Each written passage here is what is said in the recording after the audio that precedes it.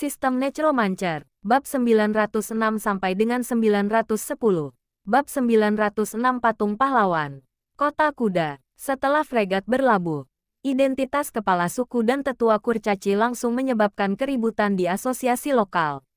Semua orang di asosiasi itu keluar dan mulai mempersiapkan kapal dan perlengkapan yang dibutuhkan oleh tim arkeologi. Dalam waktu 2 jam, mereka dimobilisasi sepenuhnya dan berlabuh di pelabuhan. Pilipa mendesah dari samping, mengatakan bahwa memiliki kekuatan sungguh berguna. Tetua kurcaci, ditemani para pemburu, berdiri di pelabuhan dan berkata dengan hormat, "Tuan Ketua, terima kasih atas bantuanmu selama ini. Kami akan menulis surat kepadamu jika ada kabar." Wu Heng berkata, "Masih ada formasi di sekitar pulau ini. Hati-hati saat kapal lewat. Pekerjaan arkeologi sudah dimulai. Jangan sampai membahayakan diri." "Baik, Ketua." Kurcaci itu tersenyum. "Baiklah. Kalian boleh pergi sekarang. Lain kali kita ke Treasure Island. Aku akan mentraktir kalian minum." Wu Heng melambaikan tangannya. Si kurcaci memberi hormat lagi. Dan banyak anggota di belakangnya mengikuti dan memberi hormat dengan hormat. Para pelaut lokal yang baru ditugaskan semuanya memandang pemandangan di depan mereka dengan rasa ingin tahu. Dapat dilihat bahwa orang-orang ini menghormati orang-orang yang ada di hadapannya. Wu Heng membawa Pilipa pergi, dan tetua kurcaci juga mengundang semua orang untuk naik perahu dan meninggalkan pelabuhan menuju pulau arkeologi. Di atas fregat, Pilipa berkata, "Bagaimana kita akan kembali?" Sebenarnya dia masih ingin tinggal di luar sebentar, tetapi apa yang dikatakannya tidak masuk akal, dan manajemen Wu Heng menjadi semakin ketat. "Biarkan Kapten Tengkorak mengemudikan fregat kembali, dan kita akan naik kereta hantu kembali," kata Wu Heng. Laut Zamrud sekarang sangat aman. Mengibarkan bendera asosiasi dan Pulau Harta Karun pada dasarnya tidak akan menimbulkan masalah. Kalaupun bajak laut muncul, merekalah yang akan tenggelam. "Oke." Pilipa pergi ke kokpit dan menjelaskan kepada Kapten Skeleton. Tidak lama kemudian, dia kembali dan berkata, "Saya sudah selesai menjelaskan." Kedua pria itu turun dari kapal, dan fregat langsung berlayar menuju Treasure Island.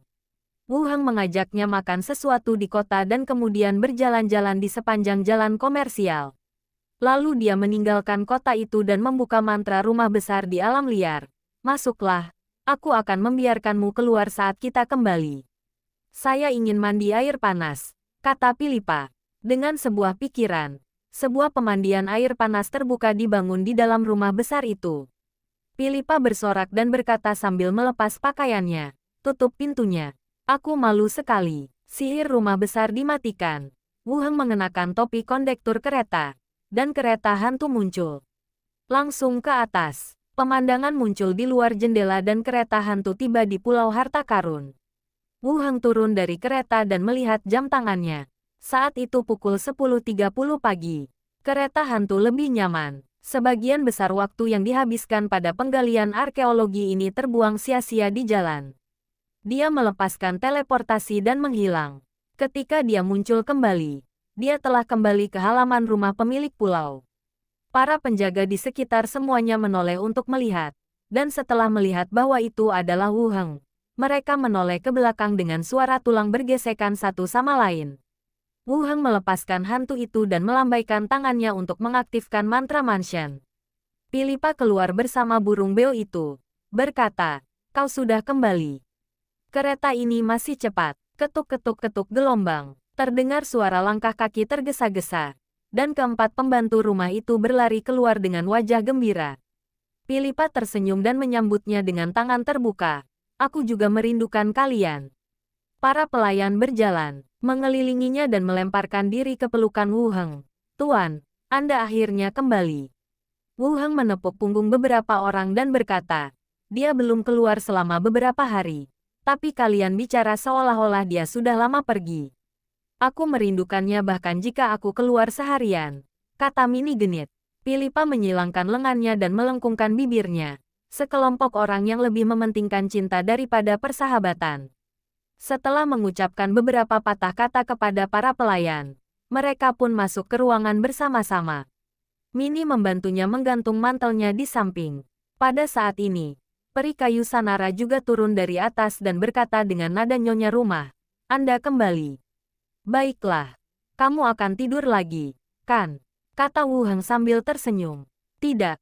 Aku sedang memilah beberapa informasi di ruangan ini." Sanara tersenyum dan berjalan turun, bersandar di lengannya. Lalu dia berkata, "Patung pahlawan sudah didirikan di gereja. Aku akan mengajakmu melihatnya nanti." Patung pahlawan adalah patung dewa di kuil. Tetapi untuk menghindari tabu para dewa, kuil itu disebut Balai Pahlawan dan patung itu juga disebut Patung Pahlawan. Namun, inilah nama yang digunakan oleh perkumpulan tersebut. Beberapa sekte di luar sana masih menyebutnya kuil atau patung. Saya belum pernah mendengar ada yang dihukum Tuhan. Intinya, tahta sucilah yang menyusahkan orang lain. Baiklah. Setelah makan siang, Wu Heng mengangguk. Saat ia berbicara, langkah kaki tergesa-gesa terdengar dari lantai atas. Xiao Xiao mengendalikan boneka itu dan berteriak, "Aku mau keluar bermain." Dia berlari lurus melintasi ruang tamu dan keluar. Sanela berdiri dan berkata, "Aku mau ganti baju dulu.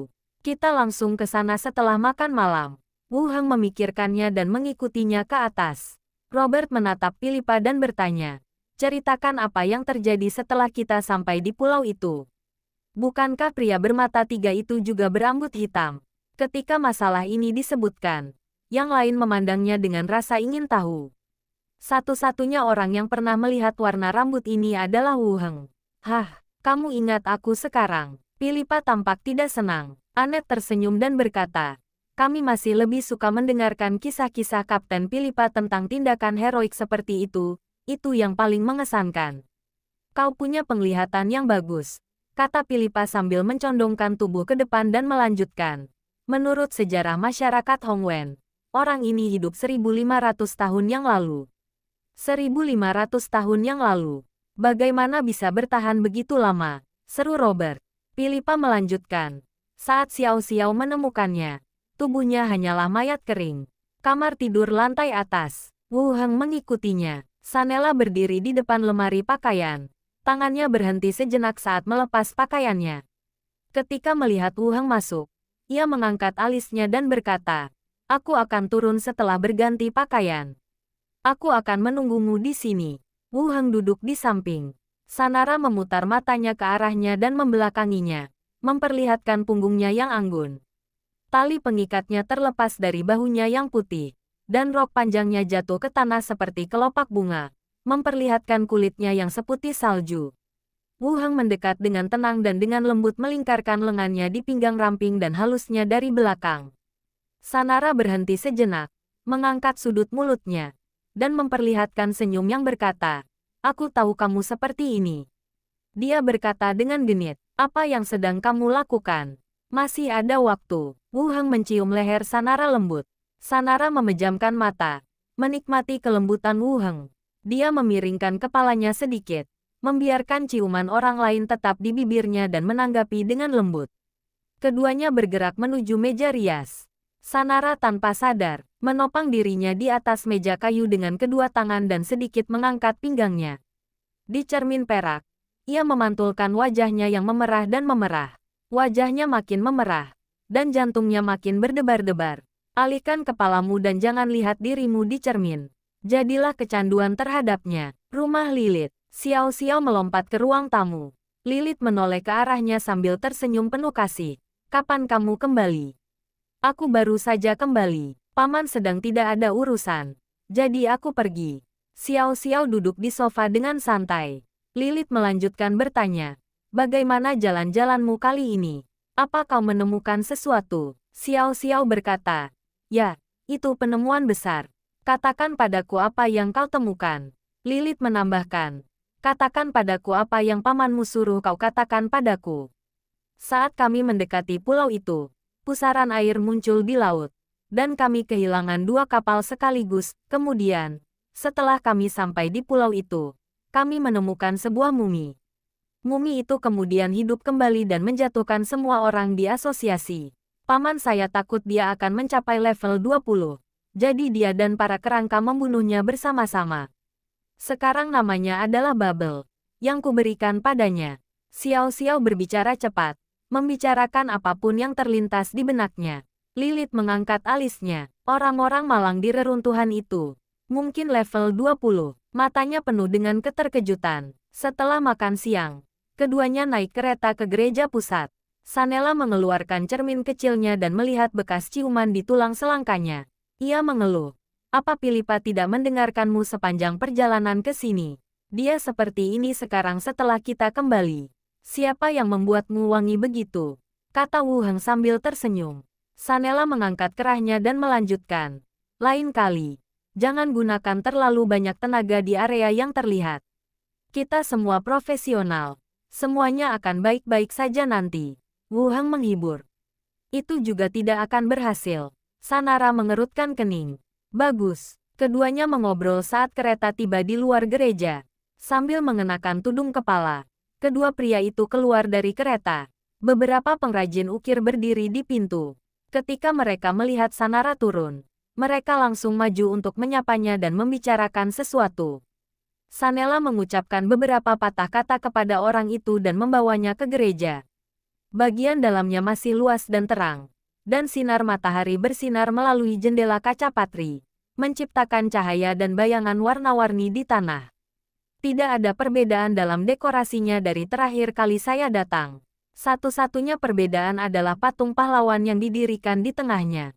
Patung pahlawan itu dipahat dari batu, berbadan tinggi dan tegak, seolah-olah menyangga seluruh kubah gereja. Bab 907 buku keterampilan yang berbeda. Garis-garis wajah patung itu tegas, dan kemiripannya dengan Wu Heng terlihat jelas. Matanya sedikit menunduk, seolah-olah dipenuhi rasa iba. Tangan kiri patung itu memegang cakram emas yang indah. Di atasnya terdapat pohon besar yang rimbun, dengan cabang dan daun yang diukir dengan cermat. Di tangan lainnya terdapat tongkat yang dihiasi kristal putih keabu-abuan. Gayanya kemungkinan terinspirasi oleh kompanion Yin Jade. Dia mengenakan jubah tebal berlipat-lipat seperti gelombang, dan tulisan kuno terlihat samar-samar. Wu Heng menatap patung pahlawan itu dengan sedikit keterkejutan di matanya. Dia telah melihat desain aslinya, yang merupakan pola gambar tangan dengan cakram pohon yang sedang tumbuh yang ditopang oleh dua tangan. Tongkat yang terbuat dari batu giok abu-abu dan putih melambangkan mantra positif kebangkitan dalam golongan nekromansi, dan juga mantra nekromansi untuk mengubah kerangka dan mayat. Semua kualitas heroik tercermin dalam gambar, dan efeknya lebih baik dari yang saya harapkan. Sanela meliriknya dan bertanya, bagaimana perasaanmu? Cukup bagus. Lebih baik dari yang kuharapkan, kata Wu Heng langsung. Sanara juga tersenyum. Asalkan kamu puas. Aku sudah merevisinya beberapa kali. Versi ini yang terbaik. Terima kasih atas kerja kerasmu. Aku senang kamu ada di sini. Wu Heng mengucapkan terima kasih dengan lembut dan mengulurkan tangan untuk menggaruk telapak tangannya. Sanela mencengkeram jari-jarinya dan meremasnya erat-erat, memperingatkan terhadap tindakan kecil ini. Lalu dia bertanya, apakah ada hal lain yang perlu dimodifikasi? Menurutku itu bagus dan tidak perlu dimodifikasi, kata Wu Heng sambil menatap patung pahlawan itu. Kita bicarakan nanti kalau ada perubahan, kata Sanara. Lalu berjalan kembali ke pintu, menyuruh para pematung yang menunggu di pintu untuk pergi ke balai kota besok untuk menyelesaikan gaji mereka. Para pengrajin pergi dengan wajah gembira. Sanara kembali dan berkata, tunggu sebentar. Aku sudah menyiapkan 2 pendeta untukmu. Mereka akan segera datang. Oke. Keduanya terus melihat sekeliling gereja. Ketika aku kembali ke aula itu lagi, aku melihat 2 wanita peri kayu muda dan tinggi berdiri di tengah aula. Wanita di sebelah kiri memiliki rambut coklat panjang yang tergerai lembut di belakangnya, dihiasi aksesoris rambut berbentuk daun, mata biru, dan penampilan yang halus. Dia mengenakan rok panjang berwarna biru muda, ujung roknya berkibar tertiup angin. Yang di sebelah kanan berambut hijau zamrud dengan sedikit ikal alami, diikat ekor kuda, dengan beberapa helai rambut tersisa di dahi. Kedua matanya juga berwarna hijau, seperti 2 permata. Ia mengenakan baju zirah kulit di tubuh bagian atas dan celana ketat di tubuh bagian bawah, dengan kaki celananya dimasukkan ke dalam sepatu bot tinggi. Kulitnya berwarna perunggu muda, warna yang muncul karena terlalu lama berjemur di bawah sinar matahari. Melihat kedua orang itu keluar, Dua peri wanita berjalan cepat dan memberi hormat. Tuan Pulau Tuan, Tetua Sanara. Sanela bersenandung dan memperkenalkan wanita berambut coklat bergaun panjang di sebelah kiri kepada Wu Heng. Namanya Evelyn, seorang penyair tingkat 11. Halo, Wu Heng mengangguk. Evelyn membungkuk sedikit lagi. Sanela melanjutkan memperkenalkan wanita kedua dengan baju kulit dan rambut hijau. Sambil berkata, Celia, seorang penjaga level 10. Wu Heng terus mengangguk ke orang kedua. Halo, Celia. Suatu kehormatan bertemu dengan Anda, Tuan Pulau, kata ceria sambil tersenyum. Tampaknya kepribadiannya lebih hidup. Sanara melanjutkan. Kedua orang ini sudah pernah bersama saya sebelumnya. Mereka cakap dan dapat dipercaya. Saya sudah bicara dengan mereka. Mereka bersedia membantu Anda di gereja selama setahun. Kalau nanti mereka mau pergi, jangan halangi mereka. Bard level 11 dan Ranger level 10. Levelnya tidak rendah. Setidaknya di asosiasi, kamu bisa menjadi diaken lokal di level 12. Wu Heng tersenyum dan berkata, mulai sekarang, gereja akan diserahkan kepadamu. Baik, Tuan. Keduanya pun menurutinya dengan sopan. Selanjutnya mereka berempat berjalan mengelilingi gereja.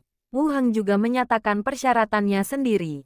Sebenarnya, Sanara sudah memberitahu mereka dengan jelas apa yang harus dilakukan sebelumnya, dan dia hanya menambahkannya lagi. Setelah mengobrol sebentar, kami meninggalkan gereja, berjalan keluar gerbang gereja dan naik kereta. Wu Heng menatap Sanara, yang telah melepas tudungnya, dan bertanya, apakah kamu memilih pendeta berdasarkan penampilan mereka?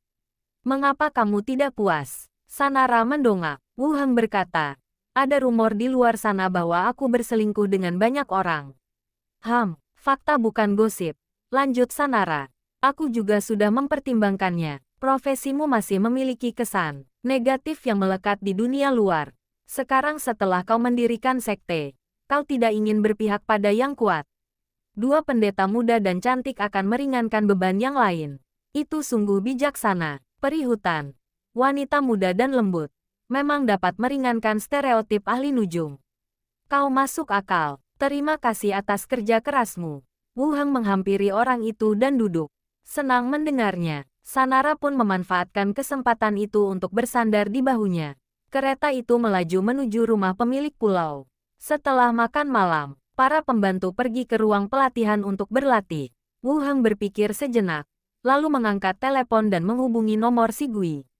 Setelah 2 dering, pihak lain menjawab, Wu Heng, baiklah. Apa yang sedang kamu lakukan? Tanya Wu Heng sambil tersenyum. Si Lagui bercanda berkata, si Yali sedang menyiapkan air mandi. Apakah kamu mau bergabung dengan kami? Wu Heng mengangkat alisnya dan berkata, tidak hari ini. Aku akan menemuimu besok. Kau sudah kembali. Suara si Yali terdengar dari tak jauh. Aku kembali. Aku baru saja kembali hari ini. Kalau begitu, kenapa kau tidak datang menemui kami? Tanya si Yali dengan nada kesal. Jangan bicara dulu, kata si Gui. Lalu berkata dengan serius, pembawa bendera baru sudah ada di sini. Apakah kamu tahu tentang ini? Mendengar nada seriusnya, Wu Heng juga menanggapinya dengan serius. Mini mengatakannya, kamu dari para peri. Dia adalah tetua suku elf kami. Lanjut si Gui. Beberapa hari yang lalu, dia datang sebagai pembawa bendera. Proposal pengembangan dikirimkan ke semua asosiasi penduduk di Laut Zamrud. Salah satunya adalah untuk mengurangi biaya asosiasi lokal dan memungkinkan penerbitan izin kapal inspeksi untuk kapal pribadi atau kelompok. Wu Heng mengerutkan kening, tak bereaksi sejenak. Periksa SIM-nya. Apa tujuannya? Si Gui berkata, itu adalah kapal berlisensi yang dapat mencari kapal mencurigakan di laut. Jika Anda mengatakannya seperti itu, Anda langsung mengerti. Di masa mendatang, kapal berlisensi akan memiliki kewenangan penegakan hukum di laut dan dapat menaiki dan menggeledah siapapun yang tidak mereka sukai. Jika Anda ingin pihak lain bekerja sama dalam pencarian Anda, armada Anda memerlukan tingkat kekuatan tertentu.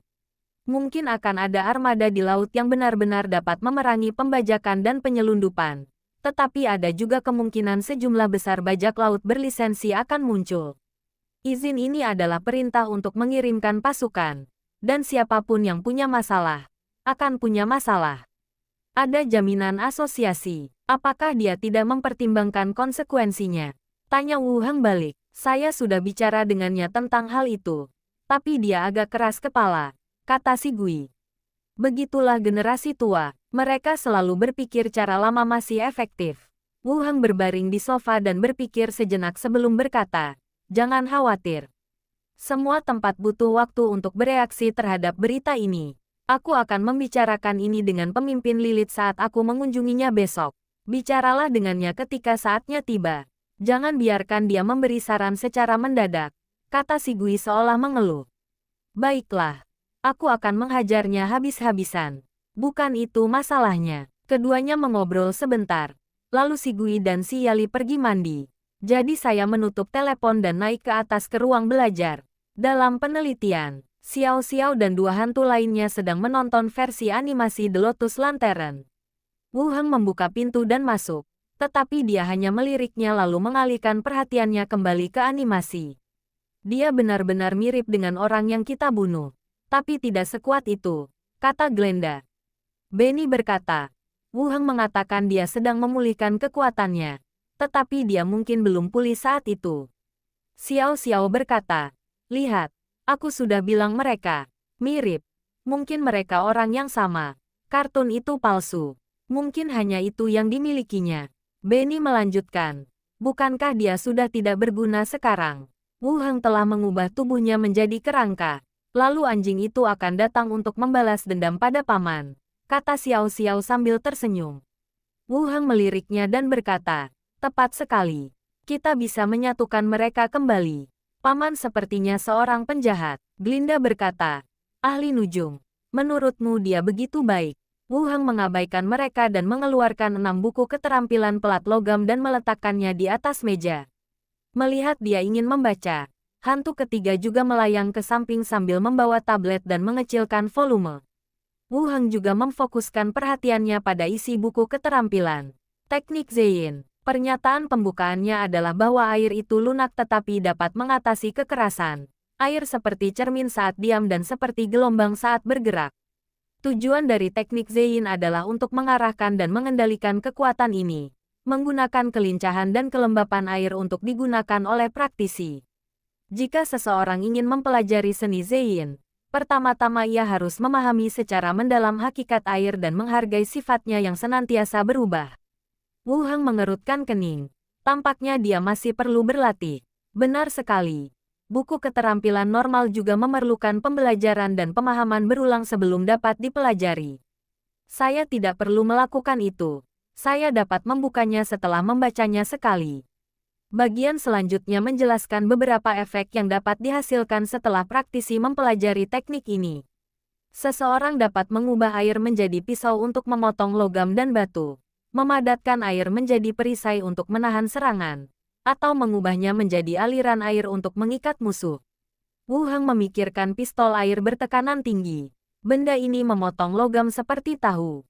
Melihat ini, Wu Heng juga menemukan perbedaan dari buku keterampilan saat ini. Buku keterampilan yang diwariskan saat ini lebih seperti keterampilan tunggal yang spesifik, seperti Mist Spell, Water Arrow Spell atau Water Wall Spell, yang semuanya memiliki gaya dan efek spesifik yang tetap. Buku keterampilan kuno ini berisi metode yang lebih luas untuk mengendalikan air. Setelah Anda mempelajarinya, Anda dapat melepaskan salah satu keterampilan ini. Itulah yang kumaksud. Jika aku mempelajari yang ini, apakah itu berarti aku telah mempelajari semua keterampilan yang berhubungan dengan air? Bab 908. Berapa banyak keterampilan yang telah Anda pelajari? Semakin aku memikirkannya, semakin bersemangat aku jadinya. Jika tebakanku benar, maka buku keterampilan ini menakjubkan. Itu bahkan tidak bisa disebut buku keterampilan, tetapi lebih merupakan metode mengendalikan air, tidak terbatas pada satu gerakan saja. Keterampilan orang zaman dulu sungguh dilebih-lebihkan. Sekarang setelah kupikir-pikir, skill lain milikku yang memiliki efek berlebihan adalah Modern Kenmanshin Technique, yang juga ditemukan di sebuah reruntuhan. Kemudian, benda itu diakuisisi oleh Snake Emblem Group dan dijual sebagai barang dalam lelang tahunan. Ia dapat membuka ruang terpisah di mana tidak hanya makhluk hidup dapat bertahan hidup, tetapi juga apapun yang masuk akal dapat dibangun darinya dengan kekuatan mental. Ini juga merupakan buku keterampilan yang berbeda dari keterampilan biasa. Satu-satunya perbedaannya adalah bahwa teknik Zeyin direkam pada pelat padat, sedangkan teknik Mansion dibuat dari kulit makhluk tak dikenal. Efek kulit semacam ini jauh lebih baik daripada pelat besi. Menekan banyak pikiran dalam benaknya, Wu Heng terus melihat sisa kontennya. Kemudian, mulai dibahas tentang kompatibilitas antara pengguna dan elemen air, serta pengaruh kekuatan mental terhadap wujud air. Sisa, isinya membahas tentang metode manipulasi dan penggunaan kekuatan mental. Berbeda dengan buku keterampilan modern, buku ini berisi catatan-catatan yang lebih samar. Bahkan jika panel tersebut diterjemahkan, makna umumnya hanya bisa ditebak. Untungnya, saya tidak perlu belajar terlalu banyak. Selama saya membacanya dengan cermat, saya bisa membukanya. Ada banyak konten yang tersisa, jadi Wu Heng lebih fokus. Saya tidak tahu berapa lama sebelum perintah sistem muncul di telinga saya. Keahlian yang terbuka, Zeyin Jutsu. Saat perintah itu muncul, perasaan yang tak terlukiskan muncul dari tubuhku. Seolah-olah ia telah menjalin hubungan yang indah dengan elemen air. Darah yang mengalir di tubuhnya dan gumpalan uap air di udara begitu jernih. Dia tidak bisa melihat perasaan ini, tetapi dia bisa merasakannya. Kekuatan mentalnya juga bisa membimbing elemen-elemen air ini. Panel ini mudah digunakan seperti sebelumnya. Paman, apakah kamu sudah mempelajarinya? Xiao Xiao melayang dan bergantung di bahunya. Saya mempelajarinya, jawab Wu Heng sambil tersenyum. Aku mendongak dan mendapati langit di luar jendela gelap gulita. Aku melihat jam tanganku dan ternyata sudah larut malam. Jelas itu hanya 6 lempengan besi. Dan isinya tidak perlu saya pahami sendiri. Tetapi tetap saja butuh waktu lama. Paman benar-benar hebat, kata Xiao Xiao dengan berlebihan. Glenda juga berkata, kamu benar-benar punya bakat sihir. Aku belum pernah dengar ada orang yang bisa mempelajari suatu keterampilan hanya dengan membaca buku sekali. Benny berkata, itulah ciri khas Wu Heng. Dia cerdas dan memiliki karisma yang kuat. Wu Heng berkata sambil tersenyum. Latihan dasar. Jangan bodoh. Apa maksudmu? Glenda dan Benny tampak bingung. Xiao Xiao menjelaskan. Paman bilang dia sudah sangat kuat. Kamu tidak perlu membentaknya. Penny menggelengkan kepalanya. Lebih sulit lagi untuk dipahami. Glenda memandang Wu Heng dan bertanya, apa efek dari skill baru itu? Wu Heng mengulurkan tangannya dan uap air tak kasat mata itu dengan cepat mengembun menjadi aliran air padat, berputar-putar di sekitar ujung jari Wu Heng. Dan kemudian di bawah tatapan ketiga jiwa itu, ia membentuk-bentuk hati. Hei hei, Xiao Xiao terkekeh. Sementara Glenda dan Benny memutar mata mereka ke arahnya. Keterampilan eksperimental, dan trik semacam ini. Bagaimana kekuatan serangannya? Tanya Glenda. Wu Heng menunjuk dengan santai. Dan dengan suara mendesing, air itu keluar seperti anak panah dari tali busur.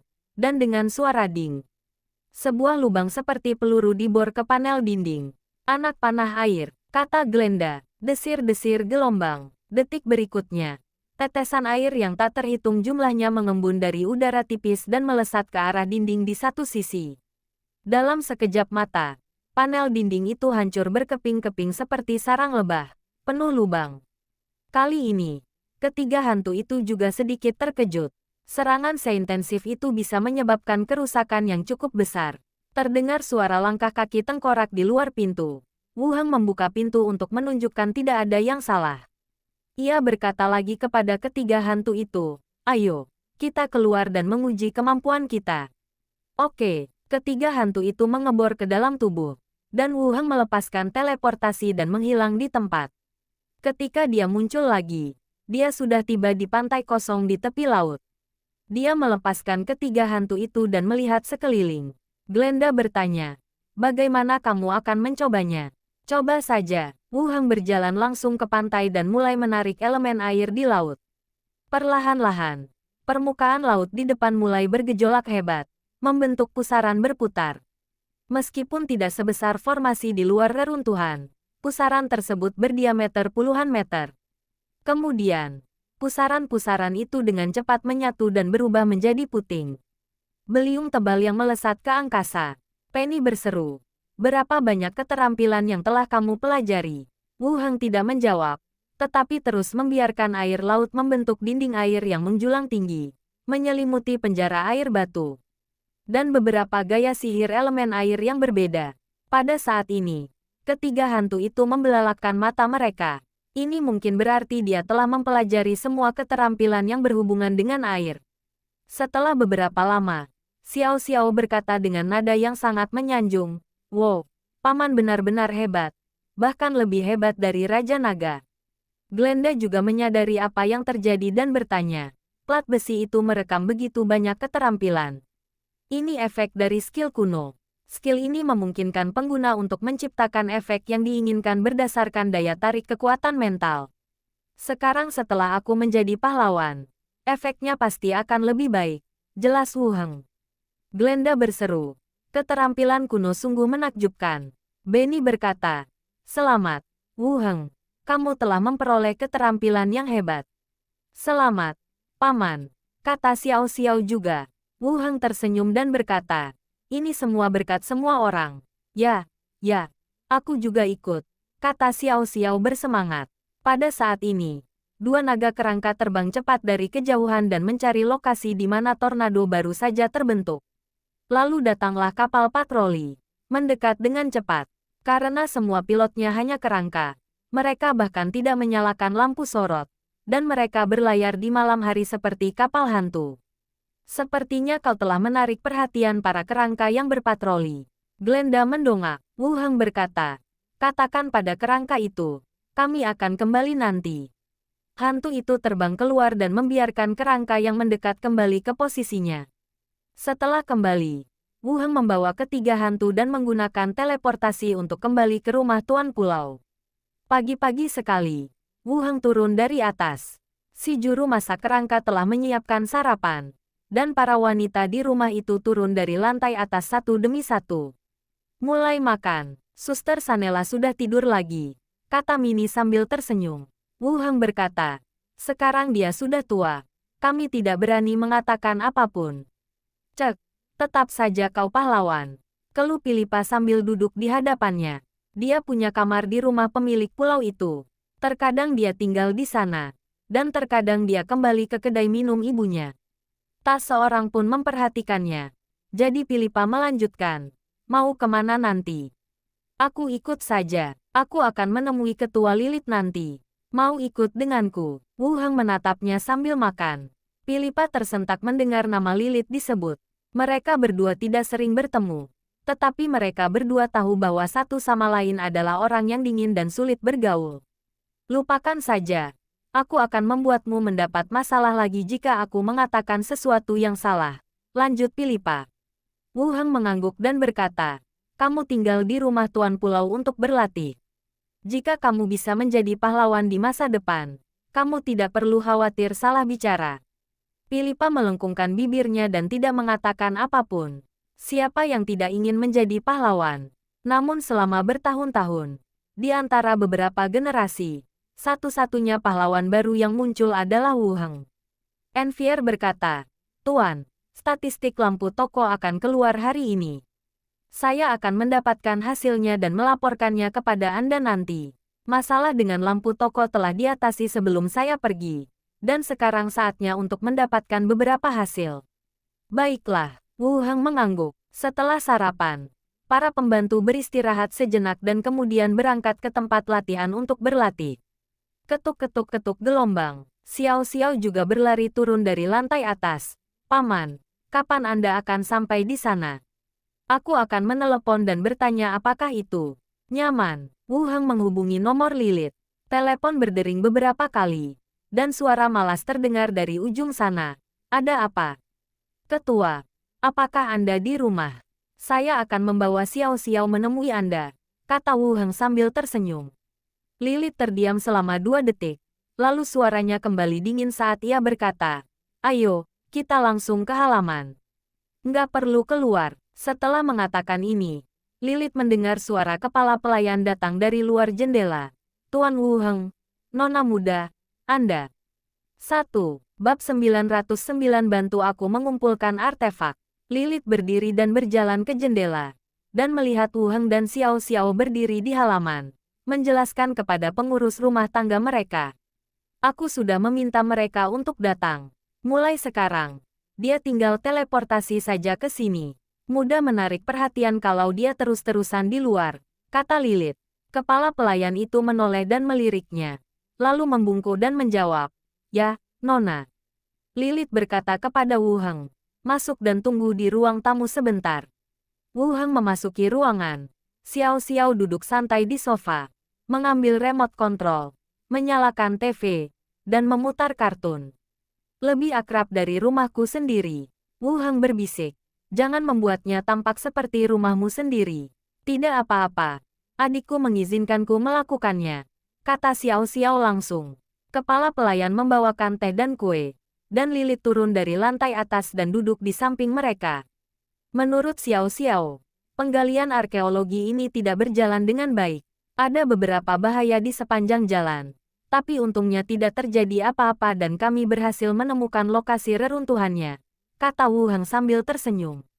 "Katakan padaku apa yang kau temui." Lilith terus bertanya. Wu Heng mengambil teh dan menyesapnya, lalu menceritakan secara singkat bahaya yang ditemuinya di sepanjang perjalanan.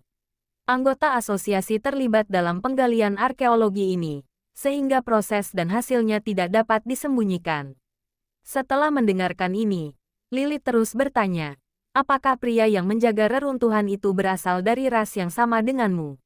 "Warna rambutnya sama, tapi matanya 3, kata Wu Heng sambil tersenyum.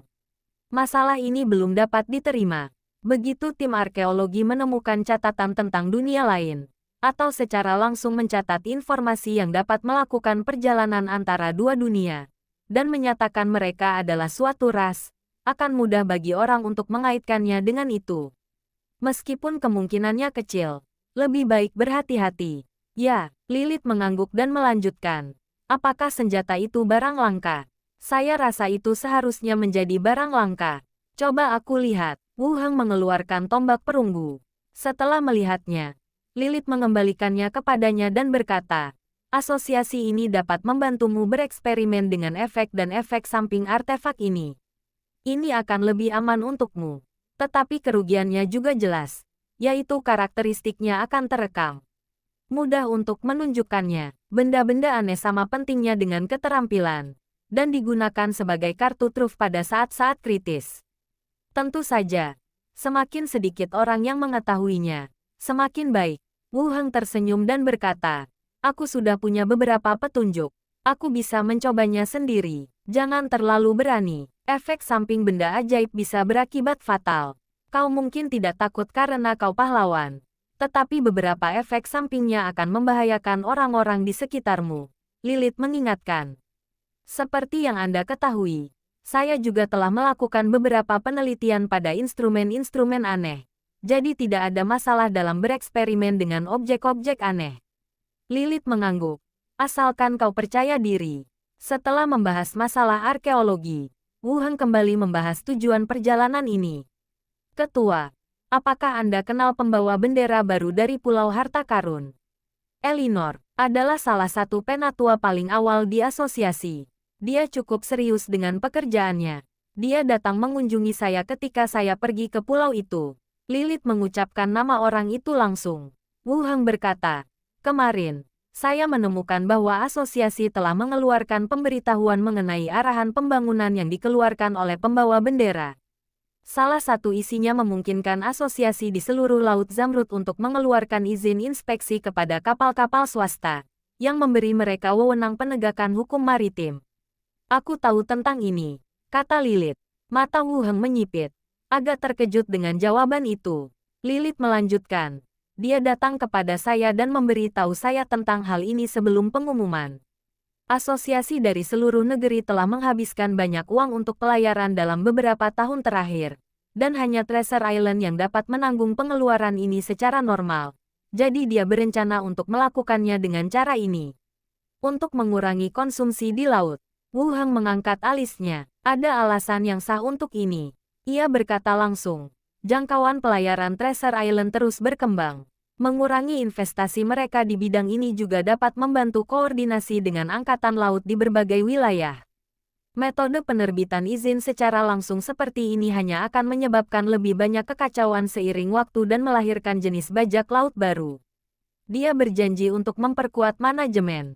Sekarang dia adalah pembawa Panji Laut Zamrud dan memiliki ide-idenya sendiri. Kita harus membiarkannya mencoba. Lilith tersenyum dan berkata, lagi pula, dengan kita berdua di Laut Zamrud, menurutmu berapa banyak orang yang berani bertindak gegabah? Melihat Lilith berkata demikian, Wu Heng berkata, kalau begitu biarkan dia mencobanya dulu. Yah, kau kan pemimpinnya, dan kau seharusnya membiarkan bawahanmu mencoba beberapa hal. Lilith seperti seorang senior di tempat kerja, memberikan arahan yang lembut berdasarkan pengalamannya sendiri. Wu Heng meliriknya dan berkata, aku baru saja menjadi pahlawan. Ketua, tolong pinjamkan aku beberapa orang. Aku tidak punya banyak bawahan. Lilith memutar matanya ke arahnya dan berkata, kau membuat masalah di mana-mana. Aku tidak berani meminjamkanmu uang. Keduanya mengobrol sebentar. Lalu Lilith dan Xiao Xiao mulai bermain game. Wu Heng lalu meninggalkan rumah itu. Kembali ke rumah Tuan Pulau. Wu Heng menelepon Si Gui. Setelah panggilan tersambung, Wu Heng mengulangi kata-kata Lilith secara lengkap. Si Gui berkata, sepertinya dia sudah siap. Pantas saja dia begitu tangguh. Wu Heng berkata, ide pemimpin Lilith adalah membiarkan dia mencobanya terlebih dahulu, lalu membatalkannya jika efeknya tidak bagus. Hal-hal seperti ini, begitu mulai mengarah ke arah yang salah, akan sangat merepotkan. Si Gui mendesah dan melanjutkan, kita hanya bisa menunggu dan melihat. Tidak ada yang bisa memastikan apakah arah ini benar. Ya, Wu Heng mengangguk. Kemudian, suara Si Yali datang dari seberang. Wu Heng, maukah kamu datang ke rumahku untuk makan malam-malam ini? Wu Heng tersenyum dan berkata, aku tidak akan datang untuk makan malam, tapi aku akan menginap di tempatmu malam ini. Baiklah, Si Yali langsung setuju. Si Gui berkata, baiklah, saya tutup dulu. Kita bicara lagi nanti malam kalau kamu datang. Bagus. Setelah menutup telepon, Wu Heng masih memikirkan masalah ini. Kekhawatiran Si Gui tidak beralasan. Setelah lisensi semacam itu dikeluarkan dan diawasi secara ketat, seharusnya tidak ada masalah dalam jangka pendek. Seiring berjalannya waktu, hak istimewa ini menjadi sulit dikendalikan. Ada kemungkinan besar akan muncul generasi baru bajak laut berlisensi. Alih-alih mengibarkan bendera bajak laut, mereka mengantongi lisensi. Namun, apa yang dikatakan Lilith juga masuk akal. Beberapa hal memang harus diterapkan, lalu diperbaiki. Kita tidak bisa sepenuhnya mencegah pihak lain mencoba dan langsung menolak ide mereka. Bagaimanapun, pembawa bendera telah diganti. Aku memikirkannya dalam benakku, tetapi tidak terlalu memikirkannya. Dia melepaskan mantra teleportasi dan pergi lagi, menuju beberapa pabrik lain untuk memeriksa peralatan dan melihat apakah ada cukup bahan. Saat senja, Wu Heng kembali dari luar. Keluarga itu duduk di meja makan dan makan malam. Enwir berkata, Guru, statistik lampu listrik telah dirilis. Semua pemilik toko telah setuju untuk menggunakan lampu listrik. Sekarang kita tinggal menunggu harganya. Saudari Sanara dan saya telah membahasnya dan kami telah menetapkan harga 65 yuan per kilowatt jam. Waktu singkat yang dibutuhkan Treasure Island untuk menjadi gelap berada dalam anggaran toko-toko. Lampu listrik pasti akan dipasang, dan biaya akan didasarkan pada penggunaan. Kalau tidak setuju, jangan dipakai saja. Pemilik toko tidak bodoh, jadi wajar saja kalau tidak ada yang akan keberatan secara terbuka. Sedangkan untuk biaya listrik, pembangkit listriknya tidak mengalami banyak kerugian, sehingga biayanya pun tidak terlalu tinggi. Harganya hampir sama. Baiklah. Mari kita laksanakan besok dan nyalakan beberapa jalan komersial utama sesegera mungkin. Wu Heng langsung setuju. Bagus. Setelah makan malam, Wu Heng merapal mantra teleportasi dan menuju ke kediaman para peri bersaudara. Keesokan harinya, pagi, Xiao Xiao kembali dari kediaman Lilith, dan Wu Heng membawa ketiga hantu itu ke dunia zombie. Ujung lainnya masih merupakan ruang pemantauan penjara. Xiao Xiao dan Benny pergi untuk memeriksa para zombie di penjara dan memastikan bahwa tidak ada satupun dari mereka yang ditingkatkan. Wu Heng menelepon Li Yahong. Setelah 2 dering, panggilannya tersambung. Orang di ujung sana berkata, "Saya mencoba menghubungi Anda kemarin, tetapi tidak tersambung." "Ada apa?" tanya Wu Heng. "Qi Hancai mengirimkan banyak batu bata emas, dan ingin memberitahu Anda untuk datang mengambilnya." "Ditukar." Ku dengar benda itu dikumpulkan oleh orang yang memiliki kekuatan logam di Meksiko dari brankas-brankas di mana-mana. "Dia bisa langsung membuka brankasnya," jawab Qi Hancai. "Itu benar-benar keterampilan yang bagus." Wu Heng mendesah. "Sebelumnya saya tidak pernah terpikir untuk menggunakan kemampuan khusus penyintas Meksiko ini, tetapi sekarang tampaknya sangat berguna. Aku akan mengambilnya nanti kalau ada waktu," kata Wu Heng. Lalu melanjutkan, "Bagaimana perkembangan kerangka belajar membangun basis data? Bisakah ia menyelesaikannya secara mandiri sekarang?" "Seharusnya hampir selesai. Dengan kerjasama dari berbagai wilayah layanan terkait, kita bisa membangun basis data kita sendiri," ujar Li Yahong dengan percaya diri. "Tampaknya masalah ini telah diatur dengan sangat baik. Bantu saya menyiapkan area servis, dan saya akan mengambilnya saat waktunya tiba." "Baiklah." Li Yahong setuju. Wu Heng berpikir sejenak lalu melanjutkan. "Oh, ya, bantu aku mengumpulkan beberapa peninggalan budaya, yaitu artefak kuno dan beberapa benda tertulis yang tercatat di prasasti dan lempengan batu." "Peninggalan budaya, untuk apa Anda membutuhkannya?" Bab 910 Sekte Lingqi. Pejabat dari berbagai negara juga mengumpulkan peninggalan budaya mereka sendiri. Kota Xinfu selalu menganggap dirinya sebagai tempat penampungan lokal yang besar, dan tidak memiliki tenaga profesional yang relevan. "Jadi saya tidak mengoleksinya." Li Yahong agak penasaran. Masalah ini belum pernah dibahas sebelumnya. Jadi mengapa dia tiba-tiba menginginkan peninggalan budaya itu? Dalam lingkungan saat ini, kecuali bagi beberapa pejabat, barang-barang ini tidak bernilai sebanyak 2 bungkus mie instan di tempat penampungan kecil biasa. Ia kemudian berkata, "Kantor pusat telah mengumpulkan beberapa peninggalan budaya. Kami tidak memiliki tenaga teknis yang memadai, dan kami tidak tahu cara memperbaikinya. Jika kami datang ke sini, kami mungkin tidak dapat melestarikannya dengan baik." Wu Heng tahu dia salah paham ketika mendengar ini, dan menjelaskan, "Kita tidak perlu mengambilnya. Kita cukup meminjamnya untuk dilihat dan mengembalikannya setelah selesai." Li Yahong tiba-tiba menyadari, itu tidak masalah. Wu Heng berpikir dengan hati-hati dan melanjutkan, "Yang penting benda-benda yang ada teksnya. Aku tidak mau fotokopi. Aku mau yang asli. Terakhir kali saya meminjam buku tentang jimat dari resepsi utama, tetapi mereka menunda pengiriman selama beberapa hari sebelum mengirimkan salinannya. Saya masih harus menyampaikan ini sebelumnya.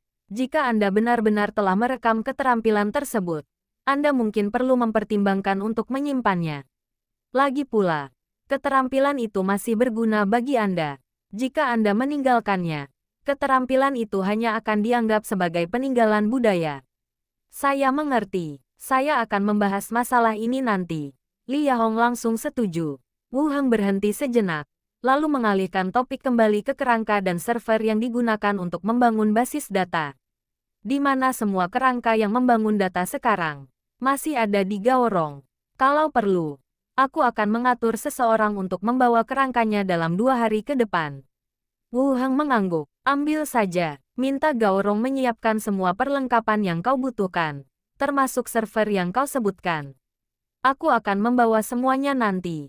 "Baiklah," kata Li Yahong sambil tersenyum. Setelah menyelesaikan urusan serius, keduanya mengobrol tentang beberapa hal yang terjadi di pangkalan dalam beberapa hari terakhir. Li Yahong berkata dengan nada bingung, "Kamu dan saudari Zhao, apakah kalian sudah selesai?"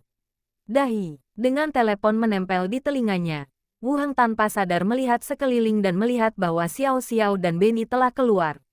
"Jadi aku hanya bertanya, lalu, ada apa denganmu?" "Indra keenam seorang wanita," kata Li Yahong. "Sudahkah kamu membangkitkan keterampilan ini?" Li Yahong mendengus dan berkata, "Apa ini perlu dibangunkan?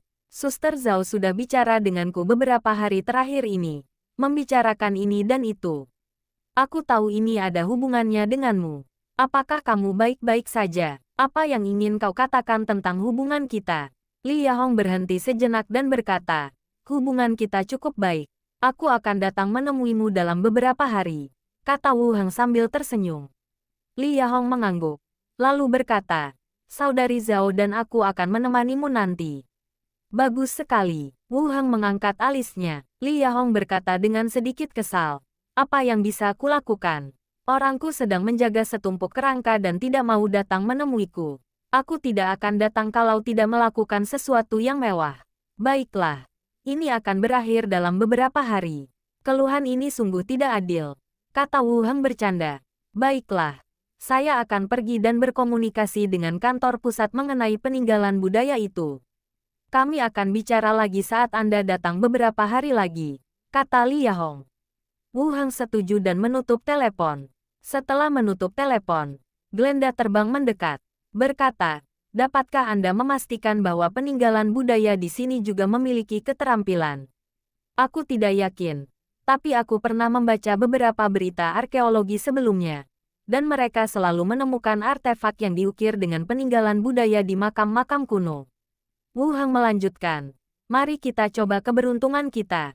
Saya tidak memiliki harapan tinggi untuk memperoleh keterampilan kuno di dunia ini. Namun mungkin saja hal itu ada. Jadi cobalah mencarinya. Mungkin Anda akan menemukan sesuatu. Glenda mengangguk dan melayang ke samping untuk meneruskan membaca bukunya. Wu Heng bersandar di kursinya, membuka panel dan melirik kolom iman. Iman, 21/50.000. Masih 21. Ada perbedaan besar antara keyakinan dan ketenaran.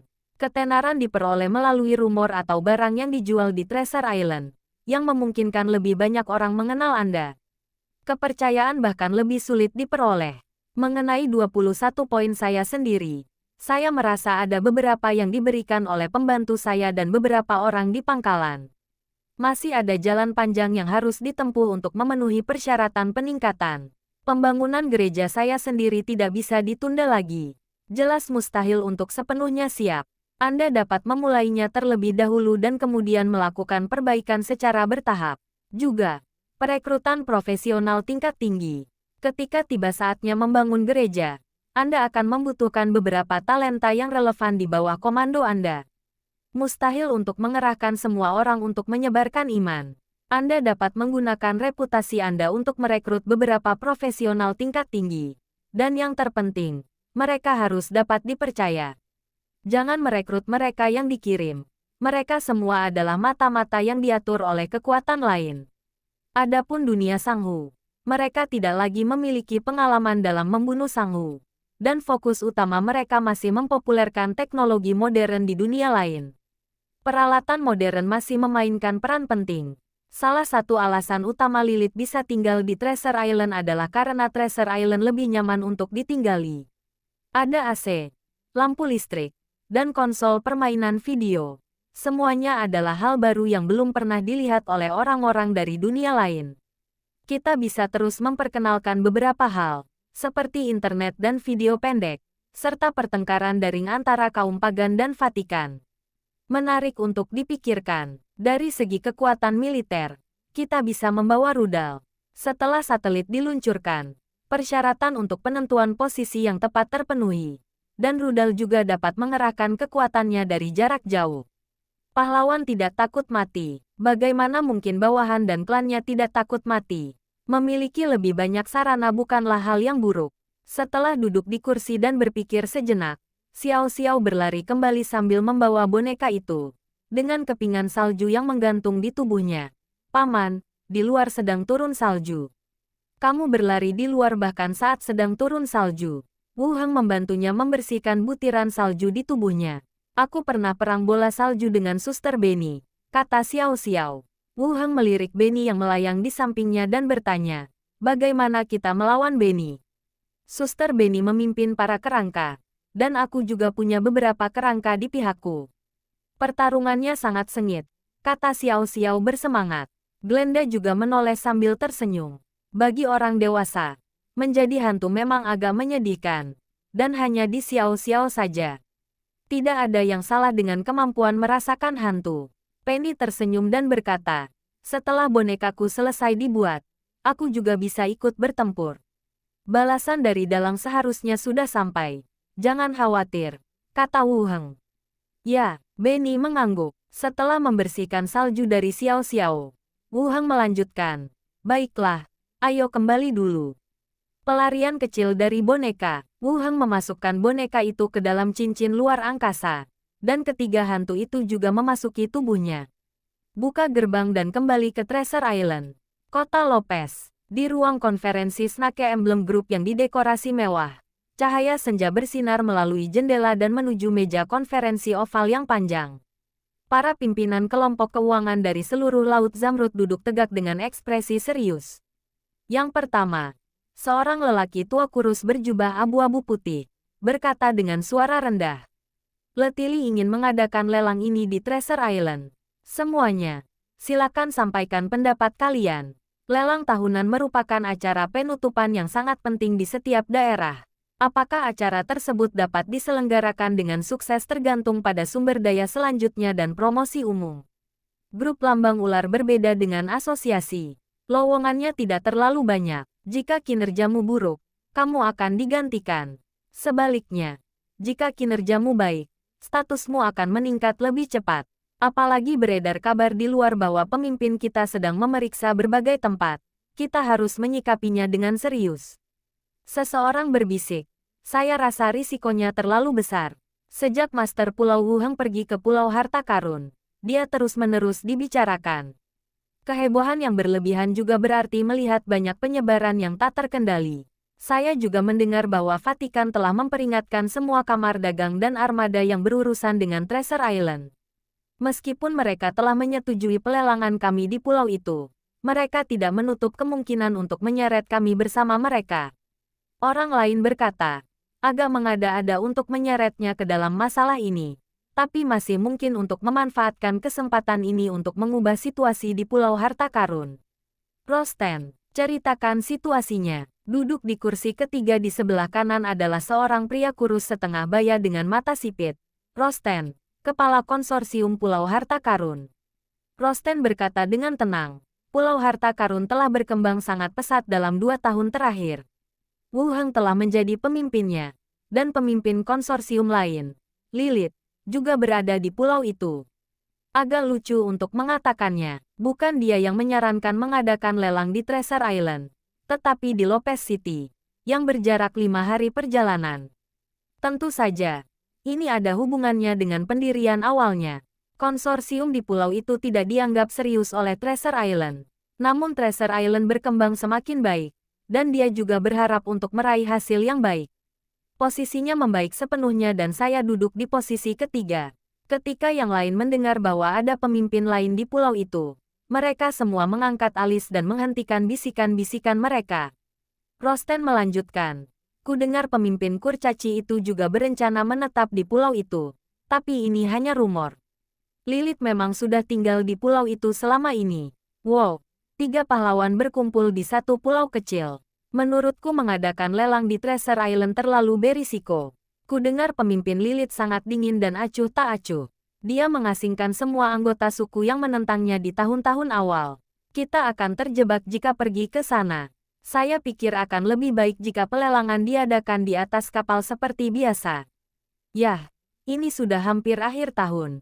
Jadi menurutku tidak ada gunanya mengambil risiko.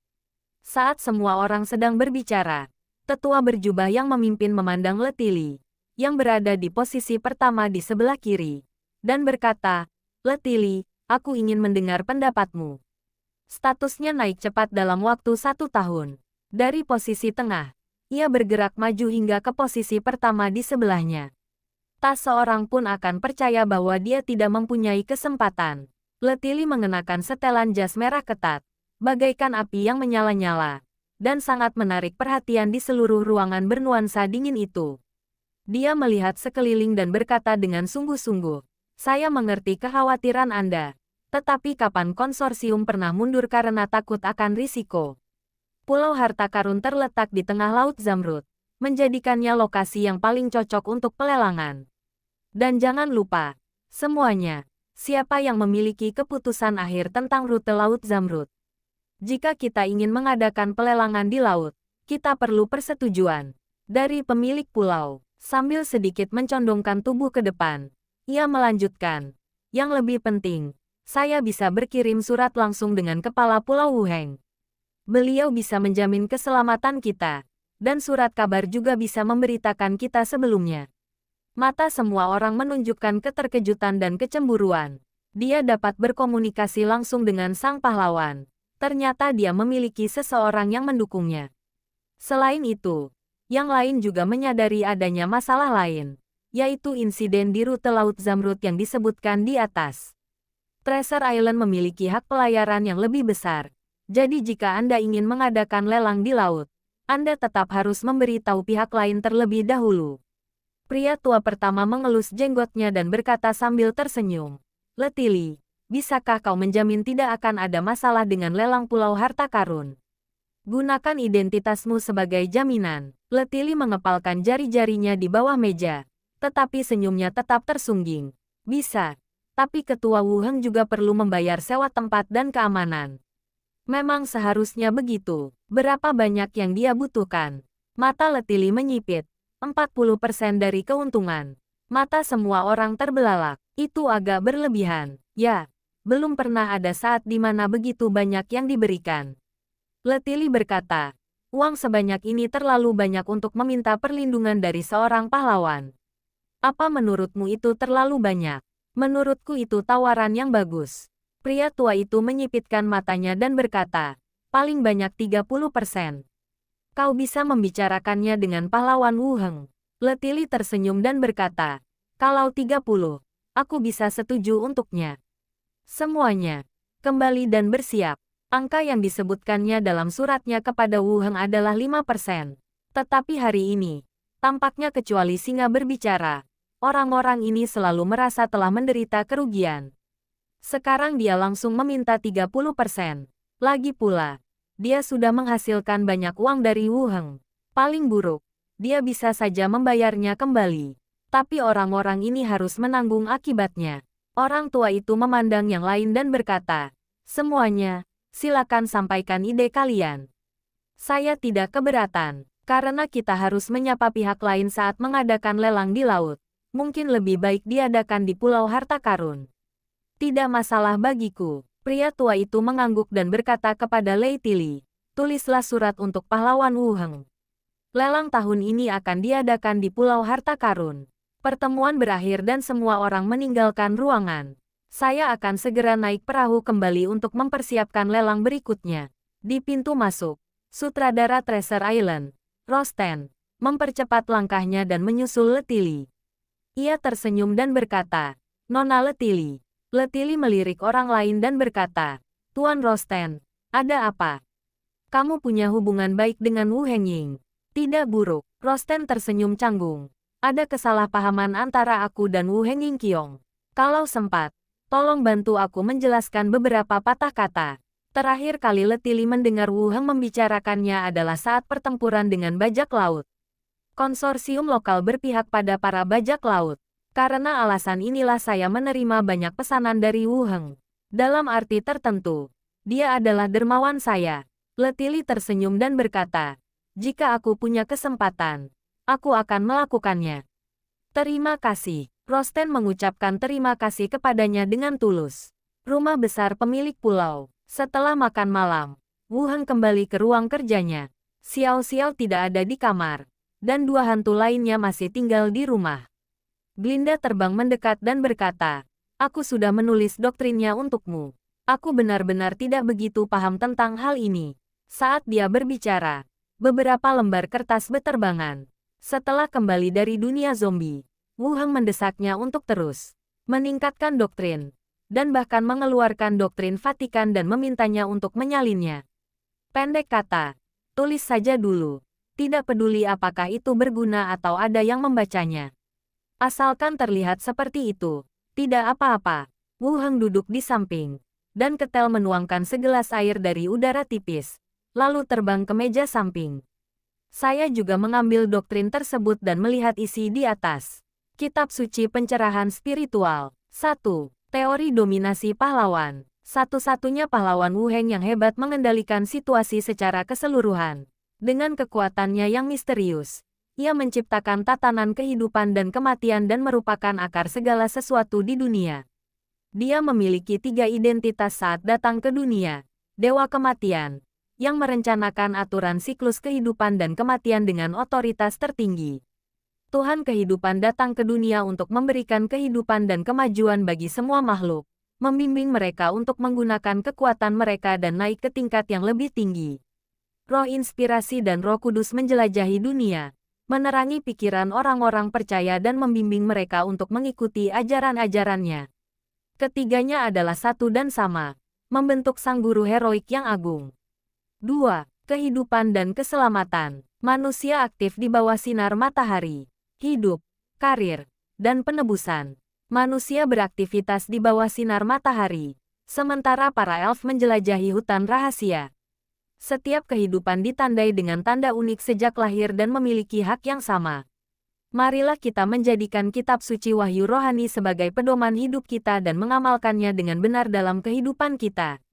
Wu Heng membelalakkan matanya dan menatap doktrin yang ditulis oleh Granda dengan sedikit terkejut.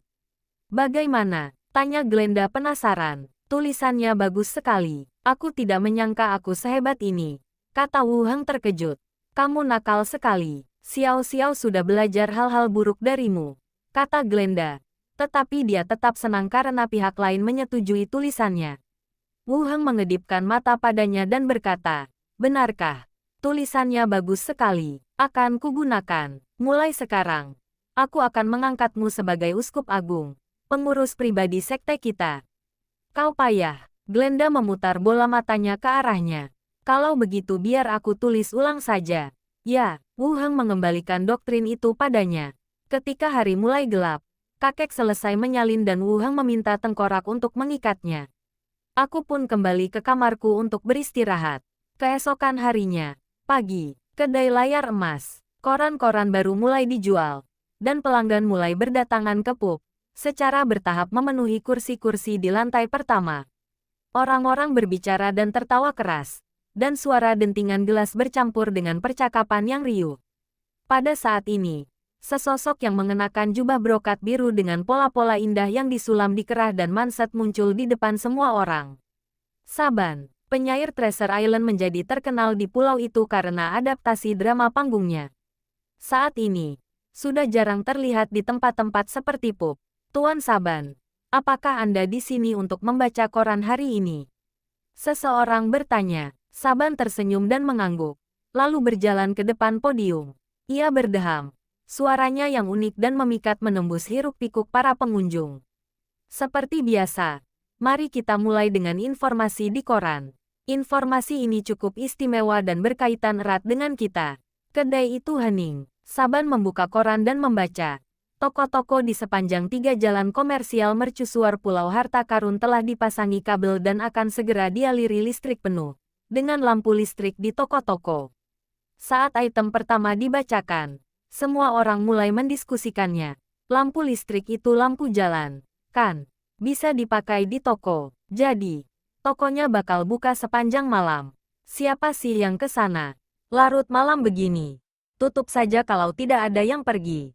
Dan tunda dulu untuk sementara. Saya tidak tahu apakah kita bisa menggunakannya di masa depan. Saya harap begitu. Saban terus mengetuk meja. Dan ketika semua orang sudah tenang, ia melanjutkan, gereja di pulau ini akan segera dibuka. Sekte ini adalah sekte pencerahan spiritual.